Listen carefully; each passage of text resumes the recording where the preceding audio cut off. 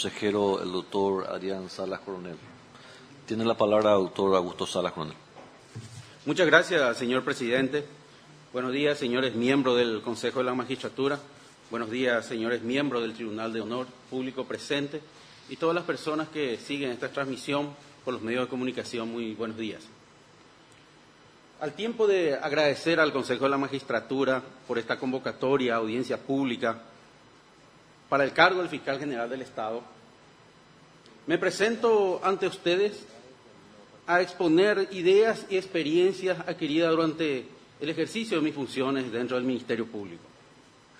Llevo más de 13 años como fiscal dentro del Ministerio Público y he ejercido mis funciones dentro del territorio nacional en distintos lugares. En el sur del país estuve en el departamento de Itapúa, también en el este, en el departamento de Alto Paraná, como también en el departamento central, específicamente en la ciudad de Ñemby, donde estuve más de 8 años frente a una unidad penal con varias causas investigadas, con casi 100 juicios orales.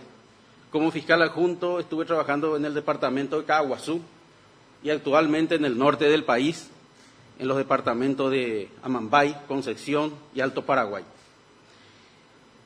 En este recorrido contemplé varios rostros, desde la más cruel injusticia, pasando por la decepción, la esperanza y la satisfacción de encontrar justicia. El Ministerio Público desde el año 2000 ejerce una influencia importante en la vida política y jurídica de la República desde la implementación del nuevo sistema del proceso penal. El Ministerio Público ha sido llamado a ejercer la acción pública en representación de la sociedad, una sociedad que esperaba una representación genuina ante los órganos jurisdiccionales del Estado. Y ese espacio vino a cumplir el Ministerio Público gracias al nuevo diseño del proceso penal paraguayo. El rol que desempeña el Ministerio Público dentro de un Estado social de derecho nos lleva a entender que el centro de atención y de acción del Ministerio Público debe ser el ser humano. Aquel ser humano que recurre ante el Ministerio Público en busca de justicia cuando es perjudicado o dañado por un injusto, que es el injusto del delito. Entonces, el Ministerio Público debe ejercer su acción en busca de reparar aquel daño que ha recibido el ciudadano. Pero tampoco debe perder de vista el respeto irrestricto a los principios elementales de derecho humano de aquel sometido a proceso. También debe tener la capacidad, desde la Fiscalía General, de remover todos los obstáculos que pueda impedir el acceso a la justicia del ciudadano dañado por el delito. Podemos hablar de muchas teorías del Estado, teorías filosóficas del ejercicio de la acción penal del Estado en persecución del delito. Pero muchas veces estas teorías, esta filosofía nos pasa a ser de bellas expresiones líricas que no conducen a la solución de realidades que como Ministerio Público, agentes fiscales, recibimos y sufrimos día a día, donde tenemos que dar soluciones inmediatas en el devenir constante, en los momentos cambiantes que ocurren día a día, y tenemos que dar soluciones a los problemas que aparecen momento a momento. Muchas veces esas soluciones no encontramos en ningún manual de derecho. Entonces, como Ministerio Público, como Fiscal General, debe establecer políticas tendientes a resolver aquellas cuestiones que ocurren y que aparecen de momento a momento. El Ministerio Público, hoy día, la percepción actual que tenemos como parte integrante del Ministerio Público, puedo decir que está en una expansión constante, un crecimiento constante, que es necesario contar con recursos suficientes para cumplir la parte misional. El Ministerio Público, como una institución grande, conformado por hombres y mujeres de distintos pensamientos y distintas formaciones, lleva inexorablemente a cometer errores, pero con instrucciones claras, con instrucciones precisas de la Fiscalía General, se puede conseguir éxito en las investigaciones y resultados positivos en todo lo que va encarando en el trabajo investigativo y especialmente en los requerimientos que realiza el Ministerio Público ante los órganos jurisdiccionales del Estado. Es así que es necesario también que el Ministerio Público realice, o desde la Fiscalía General busque la forma de conseguir más presupuesto. Esa parte debe ser un trabajo constante, un trabajo inclusive más agresivo desde el fiscal general ante los órganos estatales encargados de dar presupuesto, dar recursos al Ministerio Público para el ejercicio de sus funciones. Y es importante en ese aspecto que, si bien es cierto, la Fiscalía no tiene iniciativa parlamentaria, pero puede trabajar en el aspecto de modificación de algunas leyes. Y en ese punto quiero resaltar una situación especial en cuanto a las tasas judiciales, por ejemplo, que el Ministerio Público el fiscal general debe trabajar en la modificación de la ley de tasas judiciales, que hoy día concede 19% y podría llegar por lo menos al 30%. Por otra parte, es importante recalcar que el Ministerio Público desde la Fiscalía General debe promover y mejorar el control interno. El control interno que, por un lado, hoy día tenemos un trabajo que se está realizando conjuntamente desde el Centro de Entrenamiento, que se llama el control de línea. El control de línea no es otra cosa sino un sistema informático que parte desde el mismo fiscal general del Estado, pasando por los fiscales adjuntos y llegando a las unidades penales, para establecer un sistema de control informático directo de todas las causas que ingresan al Ministerio Público. Si bien es cierto, hoy día está en etapa de implementación, faltan muchas cosas que mejorar, pero en eso hay que trabajar, en eso debe trabajar el fiscal general, en mejorar esa herramienta que puede ser muy útil para el control de gestión de todos los agentes fiscales en el ejercicio de sus funciones. Otra cosa también que no debemos perder de vista es la Oficina de Control de Gestión Fiscal propiamente, que hay una dependencia dentro del Ministerio Público que debe atender mejor la parte misional y específicamente el control de gestión cualitativo, es decir, la calidad de trabajo de los fiscales.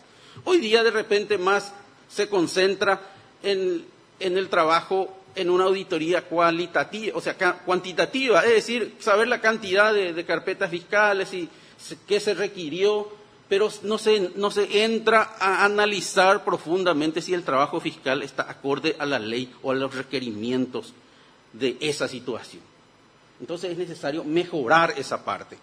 Por otra parte, la inspectoría del Ministerio Público, que se encarga de las, si se quiere, de las inconductas de los funcionarios, de todos los niveles. Y en ese aspecto creo que debemos ser más rígidos en ese aspecto a fin de buscar satisfacer aquellos reclamos ciudadanos en cuanto a las inconductas de nuestros funcionarios. Aplicar sanciones más rígidas, sanciones más severas, si se quiere. Conozco ese aspecto porque hace 3 años estoy como presidente del Tribunal de Disciplina del Ministerio Público que desde la Inspectoría del Ministerio Público tiene que llegar al Tribunal de Disciplina a fin de buscar las sanciones más severas a los funcionarios. Sin embargo, muy poco llega a ese nivel. Entonces, tenemos inconveniente de algún modo, entonces tenemos que trabajar mejor en ese aspecto. Debemos potenciar más el sistema de control de gestión desde los funcionarios, digo, de todos los niveles.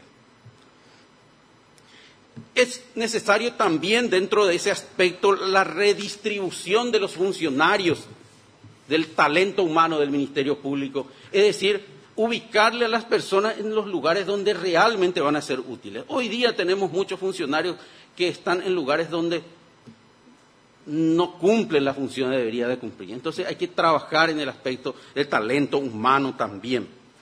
Por otra parte, ese control rígido, si se quiere, esa presión que se va a ejercer sobre los funcionarios, es necesario llevar acompañado también de formaciones constantes, de capacitación. Tenemos un buen centro de entrenamiento del Ministerio Público con docentes capacitados, entonces hay que incentivar a los funcionarios a la capacitación constante. Y uno de los aspectos que a mí me preocupa, y yo sé que a muchos ciudadanos también, en cuanto al uso del idioma guaraní, que si bien es cierto, hay dentro de la malla curricular está la enseñanza del guaraní hablado, pero hasta hoy día no produce el efecto que debería de producir ya, y principalmente con las unidades penales y funcionarios del interior del país. Ante las oficinas del Ministerio Público del interior del país recurren gentes de distintas calidades, distintas capacidades, y muchas veces, o la mayoría de las veces, son personas que hablan solamente el guaraní. Entonces es necesario que el funcionario esté capacitado para comprender, entender y acompañar a la gente que llega ante el Ministerio Público para hacer sus reclamos. Si nosotros no entendemos el lenguaje, mal podríamos dar una buena atención. Y si estamos diciendo que desde el Ministerio Público, en un Estado social de derecho, se debe de procurar ejercer acciones favorables al ser humano, tenemos que ser consecuentes en eso, dar una buena atención al ciudadano que recurre. Y en eso debe ser constante la capacitación, la sensibilización del funcionario en la atención de la gente que llega al Ministerio Público.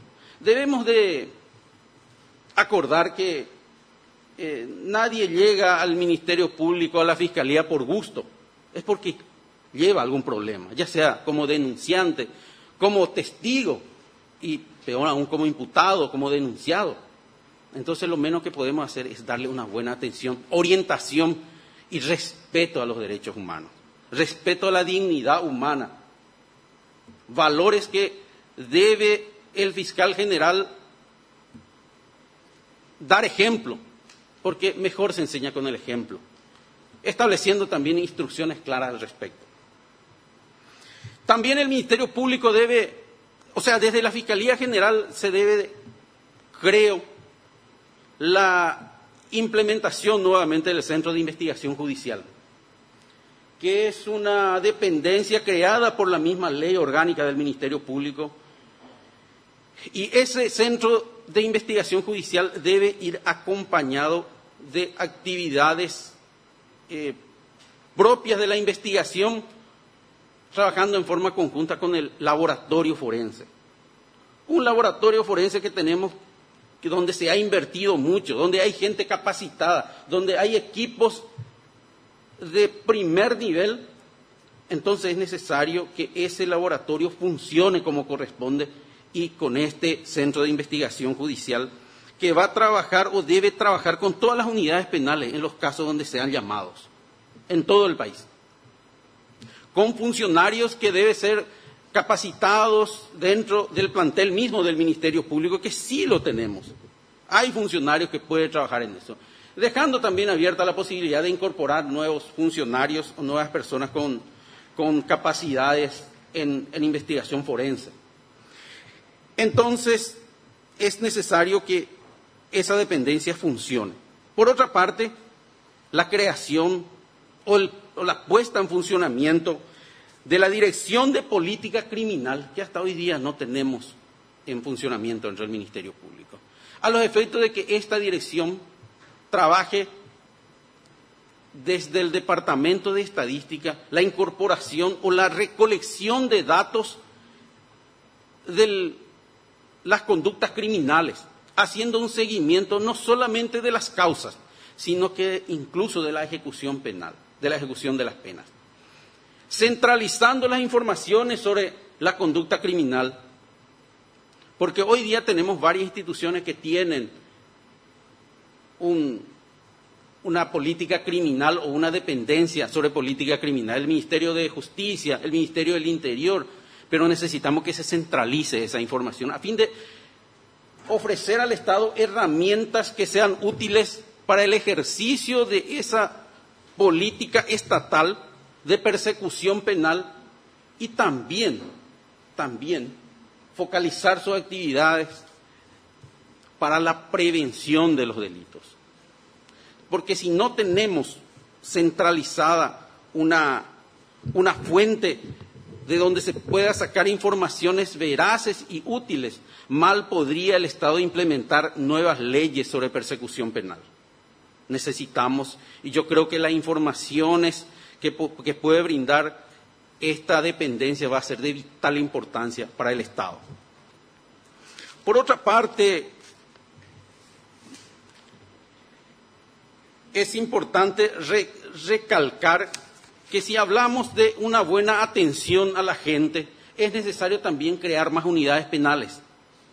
Más unidades penales, y quiero dar una experiencia. Hoy día, como les digo, estoy ejerciendo mis funciones en Amambay, Concepción y Alto Paraguay, donde en muchos lugares tenemos ausencia del Estado. En la ciudad de Bellavista Norte no tenemos la Fiscalía, está cerca de 200 kilómetros de Pedro Juan Caballero.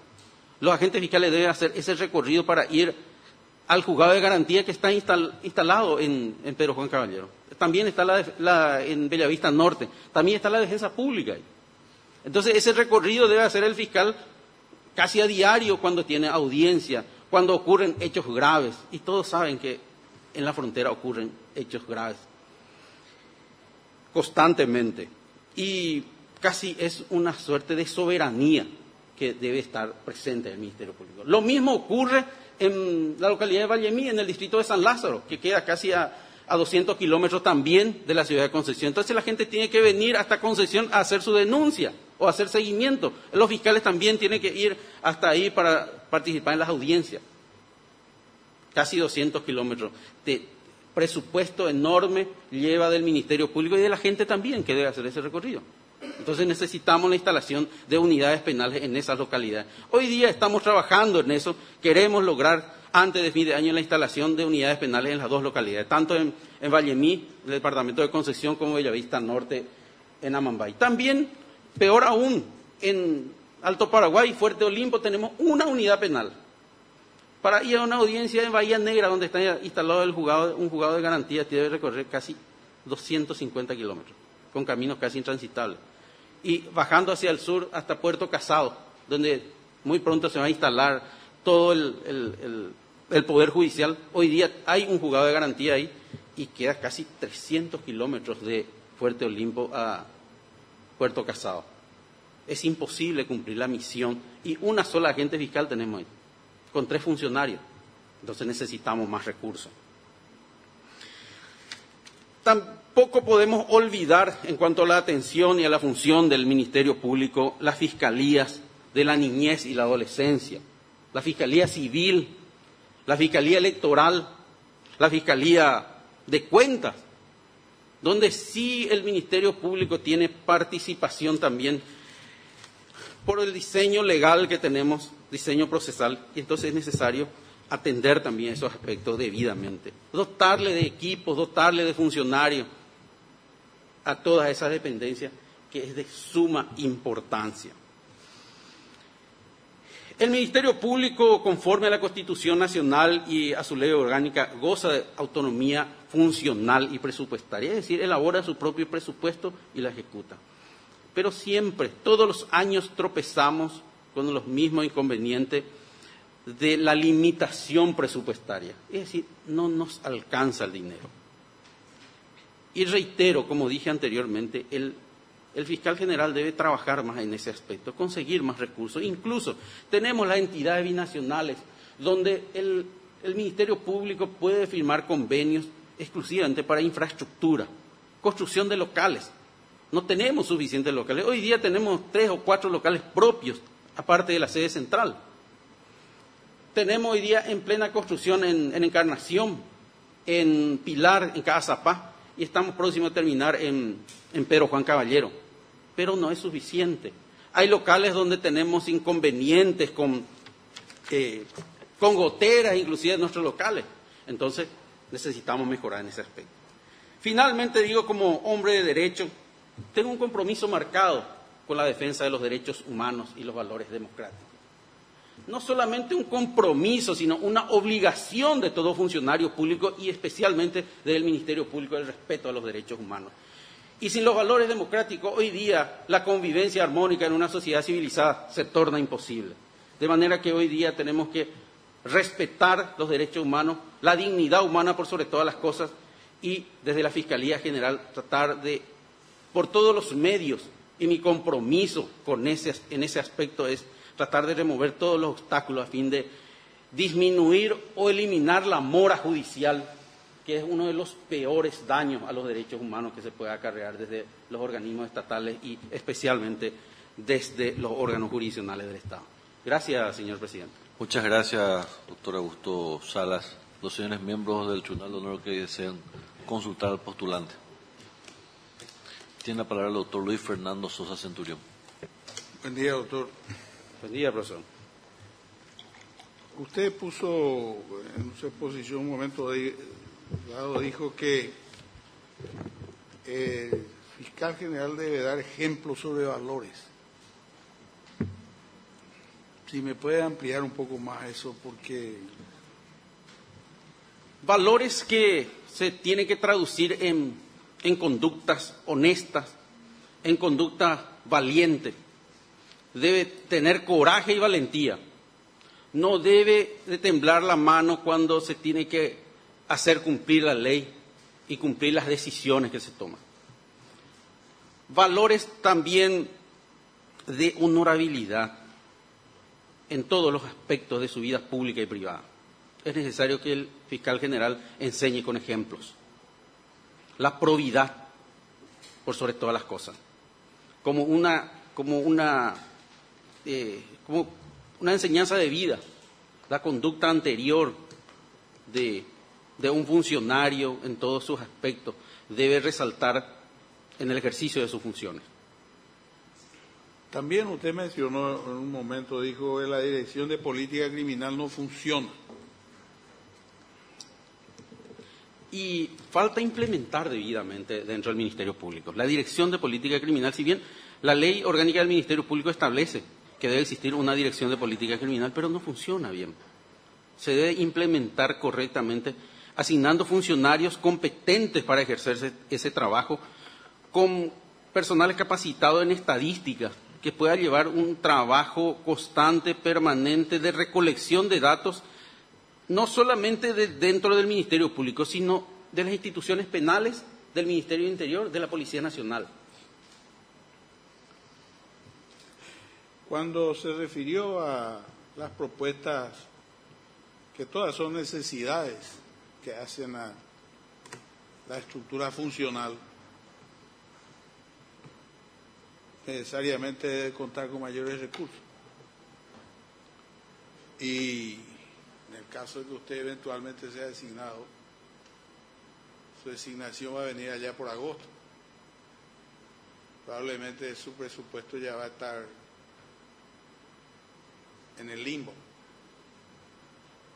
Y su presupuesto para el año siguiente también puede de repente obedecer a un decreto de necesidad presupuestaria.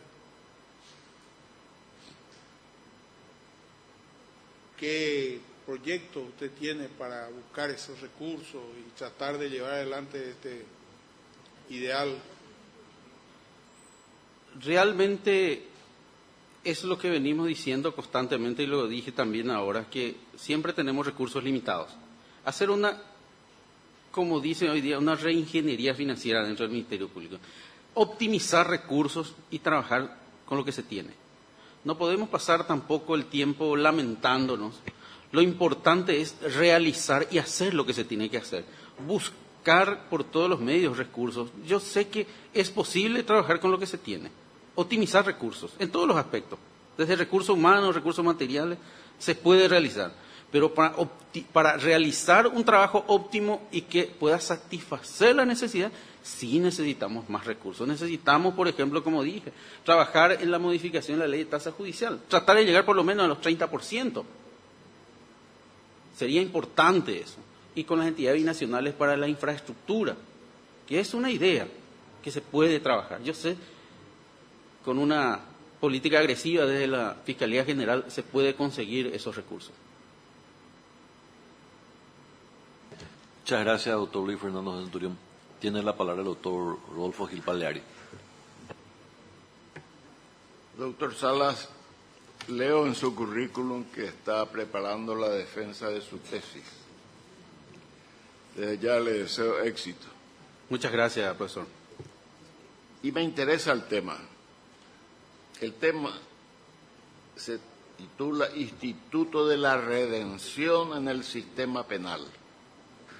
Es un tema tocado casi siempre a la ligera, sin profundidad. Espero que su trabajo sea positivo en ese sentido. No le pido que nos cuente todas sus tesis, ¿verdad?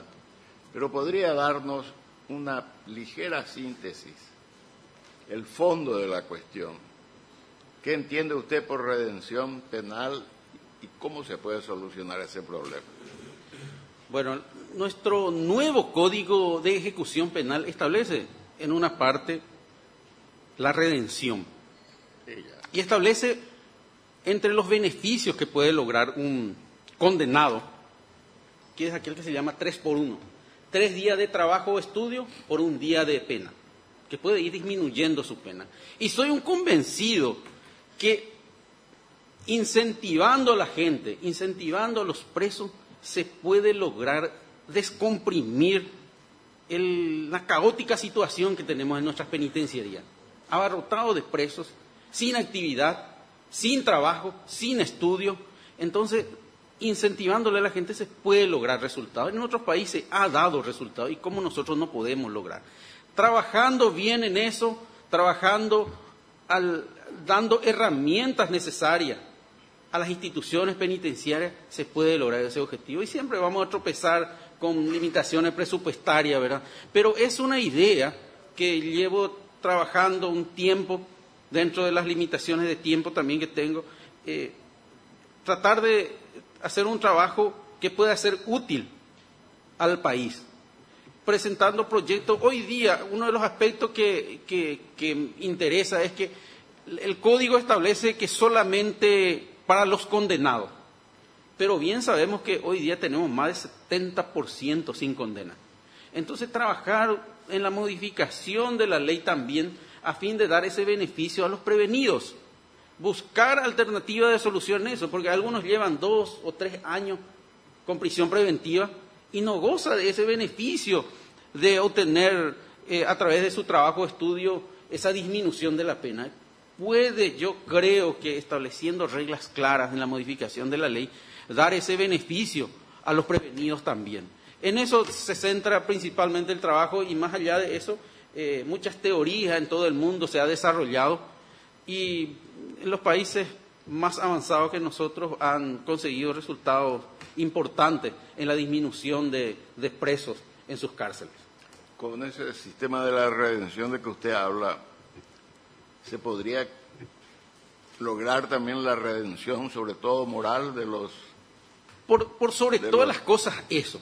A eso mencionaba cuando hablaba de incentivo a la gente. Es mejorar su condición de vida, es mejorar su calidad, la calidad humana del preso, del condenado, para que pueda salir en sociedad útiles, hacer que se cumpla lo que establece la Constitución Nacional, la reinserción social del ciudadano condenado, que es uno de los objetivos de la pena.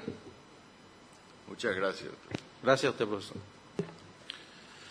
Gracias, doctor Rodolfo Esquipalari. Tiene la palabra la doctora Amparo Samaniego de Pacielo. Doctor, esto me recuerda, porque yo pensaba preguntarle lo mismo, pero me recuerda que hay un programa de justicia juvenil restaurativa. Entonces le pregunto qué opinión tiene usted sobre eso y si incentivaría también.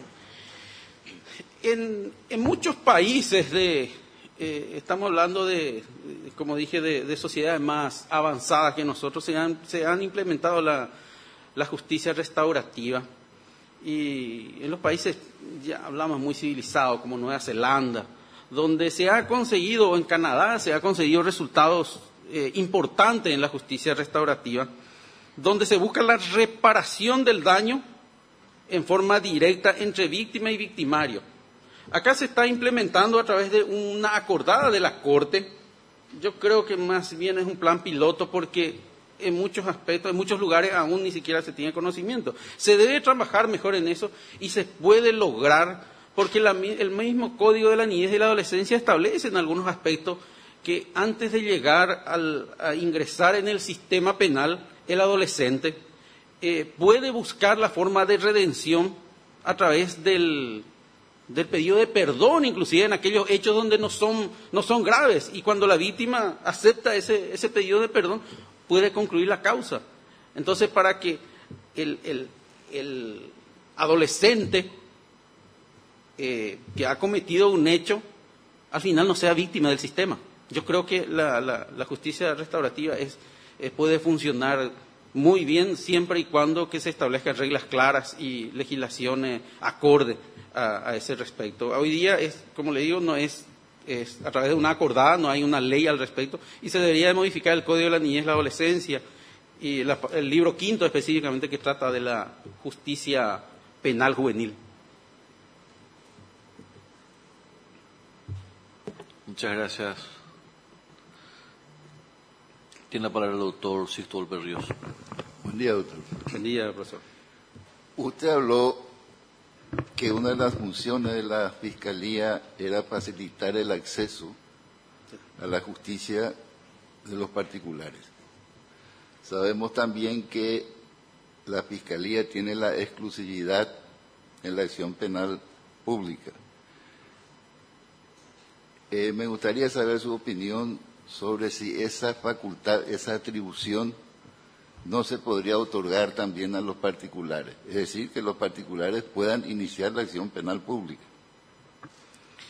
Mucho se ha discutido sobre ese aspecto, profesor, y hoy día lo que acarrearía, según mi punto de vista, como parte integrante del sistema, podría acarrear una desventaja establecer que la querella autónoma en los hechos punibles de acción penal pública, que algunos hablan de desplazar al Ministerio Público en esa acción pública.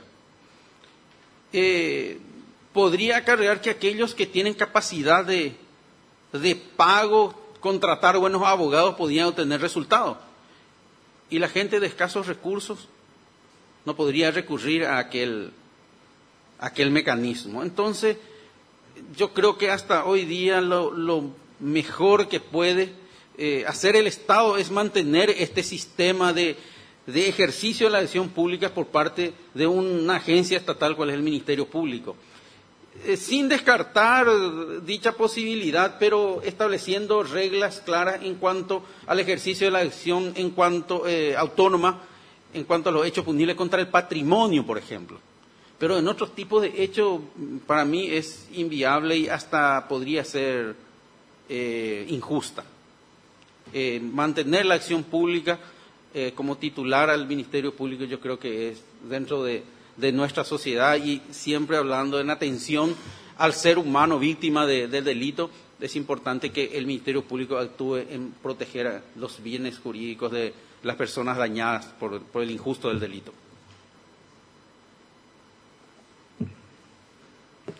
Gracias, doctor Sixto Volpe. Tiene la palabra el doctor Carlos Saúl Cabrera.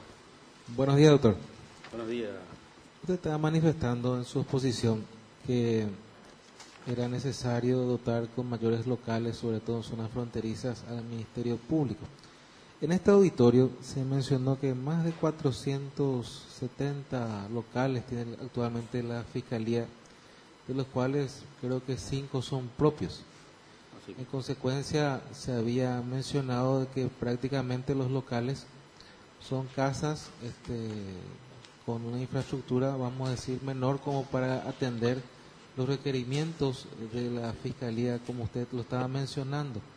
¿Cómo usted haría como fiscal general del Estado de esta circunstancia, atendiendo que el arrendamiento, entre otras cuestiones, y usted que quiere habilitar otras sedes fiscales con respecto al presupuesto y en cuanto a la calidad de los locales e infraestructura, doctor? Gestión por sobre todas las cosas. Desde la Fiscalía General estaba mencionando que realmente se requiere más presupuesto. Buscar con las entidades binacionales que tienen recursos para invertir, entonces debe ser una política de Estado trabajar en ese aspecto. Si bien es cierto, el Poder Judicial nos tiene una ventaja importante. Hace días nomás estuve en Capitán Vado y he visto un edificio hermoso del Poder Judicial donde tiene un solo juzgado de garantía. Un edificio que toma una manzana y nosotros estamos debajo de un tinglado tratando de acomodar ahí nuestra oficina donde tenemos 2 unidades penales. Entonces hay casi una desproporción en cuanto a la infraestructura.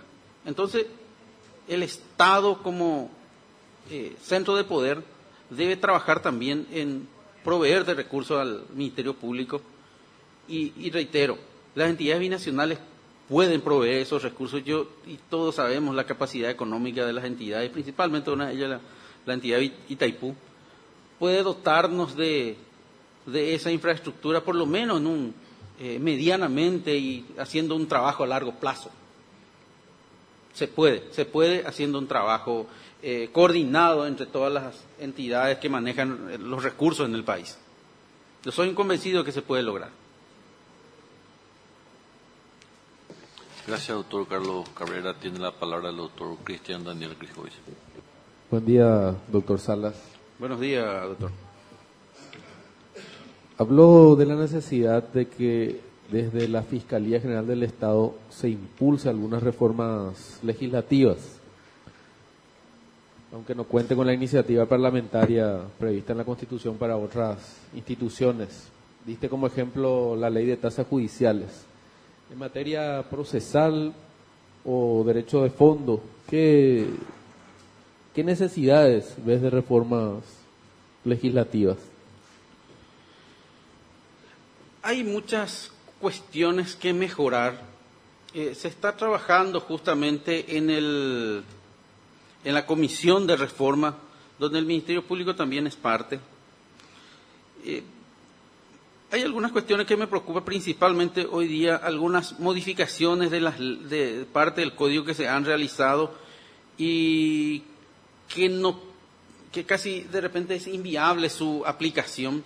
Preocupa mucho, por ejemplo, la violencia familiar, donde ha convertido en un hecho punible calificado como crimen hoy día por la expectativa de pena.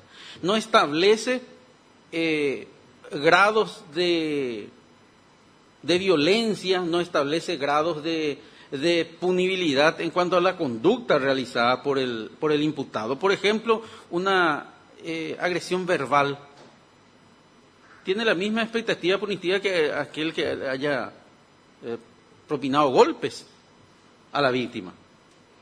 Se debe establecer, yo creo, algunos incisos dentro de esa misma disposición que establezca grados de pena de acuerdo a la conducta realizada por el imputado. No se puede calificar y dar el mismo tratamiento cuando la violencia sea menor, o sea, la violencia sea solamente verbal. En algunos casos he visto, inclusive, que por mensaje de texto, porque lo ha amenazado por mensaje de texto, tiene que estar presa la persona imputada. No digo que hagamos vista gorda a la violencia, que es uno de los males que aqueja hoy día en nuestra sociedad, pero tenemos que establecer, en nuestras cárceles tenemos mucha gente que está con prisión por estos hechos, que si bien tiene una gravedad notable e importante, se debe establecer mejor tratamiento, principalmente a los imputados, de acuerdo a la conducta desplegada. Como siempre hablamos que desde el principio, desde la reprochabilidad debe ser importante para que pueda recibir la sanción que le corresponde. Entonces, uno de los aspectos que me preocupa hoy día, porque nosotros como fiscales estamos sufriendo constantemente esa situación, porque de repente viene la denunciante, principalmente la mujer, y dice, Orecoro, yo discutí, minte, curi. Hace vecinos en Duja, upea o ya por la denuncias a la policía, o jamás se mena. Andar recoge a Ucana, se me buscará más. Entonces son situaciones que a nosotros nos duele, nosotros tenemos que aplicar la ley, nosotros somos aplicadores de ley, no estamos para muchas veces discutir la ley, sino aplicarla. Entonces es rígido eso, tenemos presos por esa situación y no tenemos tampoco entidades capacitadas para albergar a las personas víctimas de esos hechos. Son situaciones que nos pone en aprieto, como diríamos. Muchas gracias, doctor Cristian Daniel Quejovic. Doctor Salas, le voy a hacer preguntas que me hicieron llegar hasta la presidencia. La primera, ¿cómo se debería implementar o controlar el derecho de las personas de designar un abogado de su confianza ante el avallazamiento, en muchos casos, contubernio entre fiscales y defensores públicos para la designación compulsiva de defensor público en detrimento del gremio de abogados y de la norma constitucional? La segunda pregunta, ¿cómo enfrentaría la actual percepción ciudadana de que el fiscal general es funcional al gobierno de turno?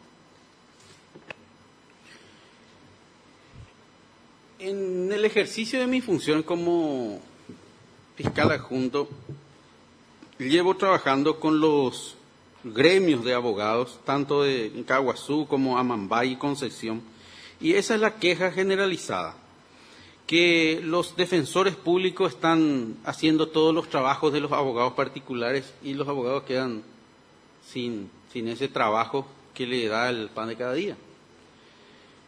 En la misma ley procesal establece que el Ministerio Público, el fiscal, debe intimar al imputado a que designe un abogado de su confianza, dándole plazo razonable a fin de contratar abogado. Y en caso de que no pueda o diga que no considera o no tiene la capacidad de pago, llamar a la defensa pública. No hacer que sea la primera diligencia del fiscal convocar al defensor público.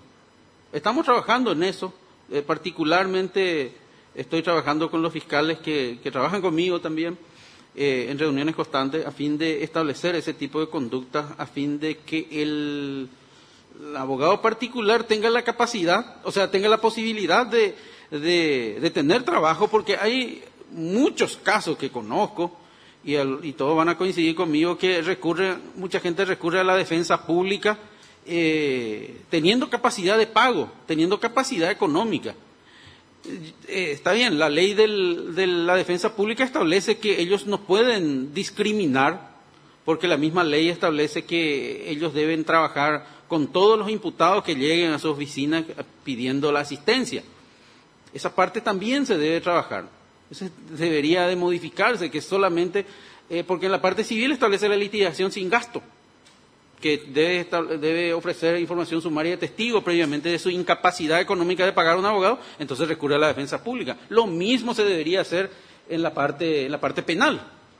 Hoy día no ocurre eso porque la misma ley de la defensa pública establece que todos los abogados de la defensa pública deben trabajar trabajar con todos los imputados sin importar su condición económica. Debemos de cambiar, debemos trabajar en eso también, presidente. Gracias, doctor. A la segunda pregunta es una cuestión que se refiere al fiscal general actual. No puedo yo responder algo que le compete exclusivamente a otra persona. Puede que comparta o no, pero no. Le voy a leer nuevamente. Sí. ¿Cómo enfrentaría la actual percepción ciudadana de que el fiscal general es funcional al gobierno de turno? En caso de ser electo, tengo entendido que esa sería la pregunta. Bueno, estamos hablando de la autonomía funcional del Ministerio Público y por lo tanto el ejercicio de la función del fiscal general debe ser independiente, no sujeto a ningún poder exógeno. Debe ejercer su labor sin estar sujeto a ningún otro mandato más que la establecida por la ley. Es lo que puedo responder, entendiendo de algún modo la dirección de esa pregunta. Muy bien, muchas gracias, doctor Salas. Le doy lectura a las denuncias que usted tiene en su poder, que le hicimos llegar vía Secretaría al Consejo de la Magistratura. La primera refiere a la denuncia de supuesto hecho de producción de documentos públicos de contenido falso y uso de documentos públicos de contenido falso y otros, presentada por los abogados Jimmy Páez y Eitel Kissing contra el mismo fiscal general del Estado, el abogado Augusto Salas, fiscal general adjunto, y 13 fiscales más. Asimismo, contra 17 o 18 jueces de primera instancia, camaristas entre ellos, en relación a un exhorto remitido en el caso Salvador Llinas, agente fiscal,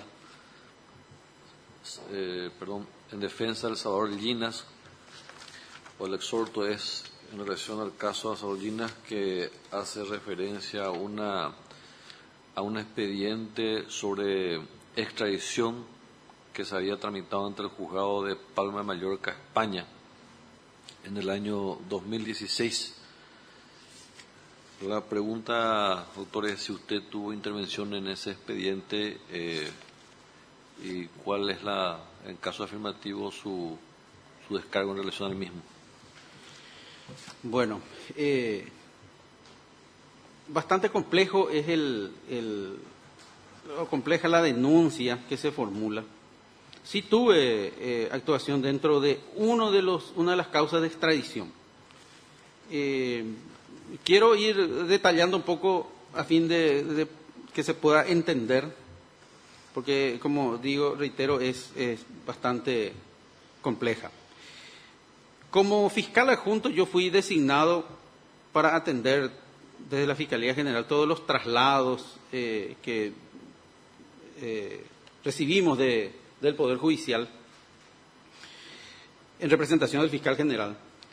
En ese aspecto, en el año 2015, 2014, llegó un pedido de formulación sobre de requerimiento sobre una extradición que se tramitaba ante el Juzgado de Garantía 6 de Asunción, que se había extraviado el expediente de extradición que ya estaba con sentencia definitiva firme. Y según las informaciones que tengo, que no se había ejecutado dicha extradición en razón de que Salvador Llinas tenía otra causa pendiente en el mismo juzgado, que también había desaparecido extrañamente ese mismo expediente. Entonces, lo que hicimos desde la Dirección de Asuntos Internacionales es solicitar a través de los medios diplomáticos a la Embajada Española que nos remitan todos los antecedentes al respecto. Y nos ha enviado todos los antecedentes donde el señor Llinas tenía dos causas en Palma de Mallorca. Uno en el juzgado de instrucción número 1 y otro en el juzgado de instrucción, creo, número 10, por similares hechos. Lo que yo hice fue requerir al juzgado la reconstitución del expediente con esos documentos que habíamos recibido y que prosiga los trámites de extradición. Entre esos mismos documentos, lo que se refiere a la denuncia, según leí, es que había una resolución de sobreseimiento provisional dictado por el juzgado número 1 de Palma de Mallorca, juzgado de instrucción número 1 de Palma de Mallorca. Pero en ese sobreseimiento en el mismo documento, entre los documentos está la resolución judicial donde dice resolver el sobreseimiento provisional y el archivo de la causa hasta tanto sea hallado el imputado. Y el imputado estaba con prisión domiciliaria acá. Entonces ya fue hallado y se tenía que reabrir esa causa. Nosotros habíamos solicitado seguir con los trámites de extradición y esa fue mi participación en ese juicio. Más allá de eso fui recusado, que después ya no tuve más participación. El fiscal general me confirmó en la función, pero como nosotros rotamos permanentemente en el ejercicio de responder los traslados, todos los adjuntos, los 19 adjuntos, rotamos constantemente a ejercer esa función, ya nunca más me vino referente a esa extradición. Nosotros constantemente, ayer mismo firmé, si mal no recuerdo, 4 o 5 pedidos de trámite de extradición. Constantemente hacemos eso y nosotros no podemos discutir un documento oficial que viene del gobierno de España, en este caso de Llinas. Nosotros no, ¿cómo podemos discutir si un documento oficial que vino por la vía diplomática, con todos los documentos autenticados, son documentos que nosotros tenemos que darle plena fe? Más aún, nosotros somos órganos requirentes. Al final es el juzgado de garantía el que resuelve la extradición o no de la persona. Muchas gracias, doctor. La siguiente es una denuncia que le voy a dar lectura, que usted también ya tiene copia. El relato de hechos. El mismo fue agente, el doctor Augusto Salas Coronel fue agente fiscal cumpliendo funciones en Ciudad del Este y su oficina, junto a otras unidades, fueron intervenidas por la Unidad de Control de Gestión Fiscal a cargo del abogado Jorge Lebedich. Esta intervención encontró graves irregularidades y una pésima gestión del señor Augusto Salas. A causa de los pésimos informes, el señor Augusto Salas fue trasladado a la ciudad de Ñemby. Solicitamos que saliera un oficio a la Unidad de Control de Gestión Fiscal para que remitan al Consejo de la Magistratura todos los informes realizados del año 2005 y 2006, específicamente en la Unidad Penal de Ciudad del Este, a cargo del entonces agente fiscal Augusto Salas. El Ministerio Público se encuentra obligado a remitir estos informes en virtud de la Ley de Transparencia. Augusto Salas Coronel, siendo integrante de la Unidad de Delitos Bancarios y Evasión Impositiva, es otro de los integrantes del círculo del superintendente Juan Carlos Duarte. Con asombrosa lentitud realizaba las investigaciones en relación a los casos de nave informática y máster informática, que habrían evadido sumas reales en concepto de tributos. Además, Augusto Salas Coronel es sospechado de tener un repentino bienestar económico luego de haber asumido como agente fiscal, siendo importante requerir a la Contraloría General de la República informe sobre su declaración jurada de bienes al ingresar a la función pública y al día de hoy. Y como prueba adjunta un link de una publicación que ya nosotros habíamos tenido acceso también por Secretaría, y hace referencia a una publicación de la adquisición de un vehículo que después usted aclaró que ese vehículo no era suyo sino de un hermano suyo. En descargo de la denuncia, ¿qué puede decir, doctor Augusto Salas? Bueno, no sé si lamentar más la denuncia misma o el anonimato de la denuncia, porque es mucha irresponsabilidad de repente este tipo de denuncias que de algún modo quiere ensuciar nuestro nombre, pero tengo la obligación de responder y lo hago con toda tranquilidad y como siempre mi conducta es transparente. La gente que me conoce sabe mi condición de vida, dónde vivo, cómo vivo, qué tengo y qué no, ¿verdad? La gente sabe de qué familia vengo, una familia humilde del interior de Luque, hijo de una maestra y de un agricultor, y mantengo esa misma, la misma condición de vida. Tengo una modesta casa que hace más de 15 años lo adquirí. Vivo en el mismo lugar, una casa viejita. La gente que me conoce puede ver eso. Me muevo en vehículos que da mi condición de funcionario público que puedo comprar. Y es cierto, yo estuve en la unidad especializada en Ciudad del Este, soportando presiones y tentaciones, porque eso hay mucho allá. Es cierto también que esas dos causas, entre las tantas que tuve, sí tuve esas causas, Uno de ellos recuerdo bien por la envergadura del negocio que habíamos intervenido, Máster Informática, donde resaltaba sí la evasión impositiva. Trabajamos con la gente de la Subsecretaría de Tributación, designamos peritos para que puedan verificar el estado contable de esas empresas y encontramos que en los últimos 5 años, es decir, del año 2000 hasta 2004, 2005, 2004, si mal no recuerdo, 2005 ya era eso, había una evasión importante y está documentado, y esa causa, ese expediente está en el juzgado, estará en el juzgado de garantía de Ciudad del Este, y el documento que me había remitido el perito designado en ese entonces, había una evasión de $27 millones. Nosotros informamos a todos los medios de prensa, ha tomado ribetes importantes, eso por la magnitud de la evasión. Yo había formulado la imputación contra 2 ciudadanos coreanos, eran hermanos, y estaba en pleno proceso esa investigación. Y casi al mismo tiempo, Nave Informática, que incluso era más, era más grande que Máster. El perito, también designamos a un perito para que trabaje en eso y me había dicho, inclusive puede ser más la evasión, por la envergadura del flujo comercial que tenía. También imputé al único dueño de esa empresa, inclusive yo había pedido prisión y se le había dado medidas. Estábamos en proceso también de formular requerimiento conclusivo que obviamente iba a ser la acusación.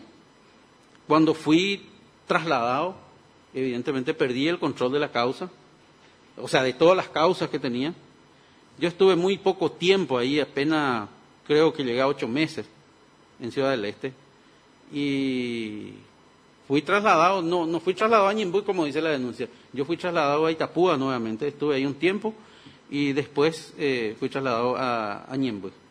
Y ¿qué más puedo decir? Están los documentos, están los procesos formados, yo formulé imputación, estamos preparando la acusación, hay un dictamen pericial instrumentado en el informe del perito, estaba en proceso de culminación de la otra pericia, y si mal no recuerdo le habían quitado también a ese perito su trabajo, había designado otro perito, y después tuvo conocimiento de que había terminado la causa por otras vías, por salida alternativa, soluciones alternativas, que no me compete a mí hablar de ese tema, ya es otra cosa y lamento mucho, pero es lo que ocurrió conmigo y me afectó mucho por los ribetes, por las publicaciones que había y por la envergadura del trabajo que habíamos realizado. Pero no tengo nada que esconder, tengo la conciencia tranquila, tengo mi declaración jurada. Es más, yo mismo hace un tiempo pedí el dictamen de correspondencia de mi declaración jurada, que me dijo el funcionario encargado que llevaba por lo menos 3 a 4 meses ese dictamen de correspondencia, porque se tiene que consultar más o menos a 100 instituciones, y por eso no puedo presentar, pero oportunamente presentaré al Consejo de la Magistratura ese resultado de la correspondencia de mi declaración jurada. También, al ver esa denuncia, me preocupé en recabar informes de la Auditoría de Gestión del Ministerio Público, porque yo no había recibido ninguna notificación de que que mi gestión era irregular, algo así, dice la denuncia. Entonces recurrí por nota al encargado, al doctor Jorge Leveri, y me había presentado, incluso acá quiero presentar por secretaría, si me permite la presidencia, el informe que me ha remitido el encargado de esa dependencia, y él me manifestó que él nunca encontró nada irregular. Es más, acá está el informe donde todas las carpetas fiscales estaban en orden, que todo el trabajo realizado fue acorde a la legalidad y no hubo ningún inconveniente, me dijo él personalmente, no ha elevado ningún dictamen en contra del ejercicio de mi trabajo en frente de esa unidad penal. Si me permite, señor presidente, voy a hacer presentaciones. Y es todo lo que puedo decir al respecto. Las publicaciones durante todo ese tiempo Durante todo ese tiempo de gestión ante esa unidad penal, estuve en un medio local de Ciudad del Este casi permanentemente porque lastimosamente digo, valga la redundancia, tenía una investigación que me había asignado desde la Fiscalía General al poco tiempo después de llegar a esa unidad que afectaba al director de ese medio y a su esposa. Y tuve que hacer la investigación, pero eso significaba la publicación constante. Todos los días, cualquier actividad que realizaba, recibía esa publicación. Y no siempre era la mejor. Y lastimosamente nosotros de repente tenemos ese tipo de trabajo que no podemos renunciar a ello. Tenemos la obligación de hacer ese trabajo. Y yo lo hice sin ningún inconveniente. Incluso eso me valió una denuncia en el jurado de enjuiciamiento, porque solamente un día recolectando algunos elementos, en la creencia de que estaba haciendo bien mi trabajo, lo convoqué a uno de los denunciados a una audiencia indagatoria para que pueda ejercer su defensa material. Como siempre digo, lo primero que hay que hacer es el respeto al denunciado, al imputado, que venga y se le diga, mira, hay una denuncia en tu contra y defendete de esto. Y eso me valió una denuncia, que porque yo osé en llamarle a una audiencia indagatoria. Son cuestiones que debemos de enfrentar día a día, pero decidimos hacer este trabajo y por lo tanto tenemos que asumirlo. Muy bien, muchas gracias, doctor Augusto Salas. Con esto concluimos su participación en la audiencia pública que ha sido fijada usted por el Consejo de la Magistratura. Si usted considera importante agregar algo más que no le hayamos consultado y que usted considera oportuno en este momento, puede hacerlo, solicitando la brevedad en caso que sea así, doctor. Gracias, presidente. No quiero retirarme antes de agradecer al Consejo de la Magistratura por esta oportunidad de estar acá, exponer ideas, experiencias, conocimientos ante un auditorio importante con profesores de notable trayectoria y ante la ciudadanía.